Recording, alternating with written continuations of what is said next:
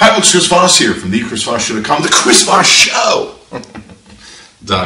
Hey, we're coming to the blog post I want to share. Give us a like, subscribe to us on YouTube, click that subscribe button. Be sure to tell your friends, neighbors, relatives, dog, cats, cousins, all those sort of good stuff. Especially your cats. Cats like the Chris Voss Show.com. I don't know why. It's strange, but really, what else is strange that cats like? So, anyway, what we got today is the AT&T iPhone 5S Gold version. We're actually going to see and talk about, is the Gold version really worth holding out for? Now, right now, we just got this yesterday, which is the day of the iPhone 5 launch, 5S launch, I should say, and the Apple flagship store at Fifth Avenue in New York only had 100 of these. They've run out. People were getting out of line because they only wanted gold, and people have been struggling to get gold orders. And they've actually been selling for as much as $1,800 on eBay. So, big question we're going to ask today, is the iPhone 5S Gold worth it? Or should you just buy another model, you know, the black, the silver, whichever.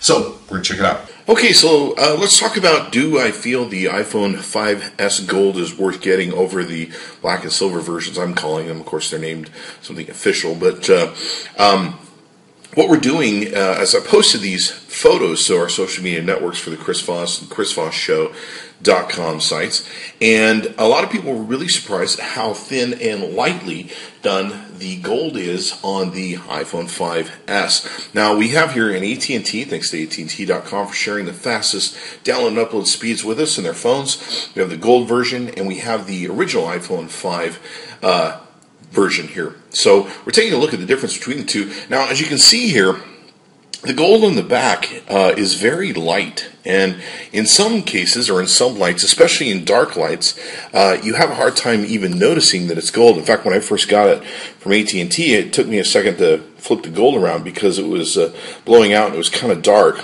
And in dark lit areas, like if you take this out to a club, no one's going to notice that you have the gold because it pretty much disappears in the darkness because it's just so thin.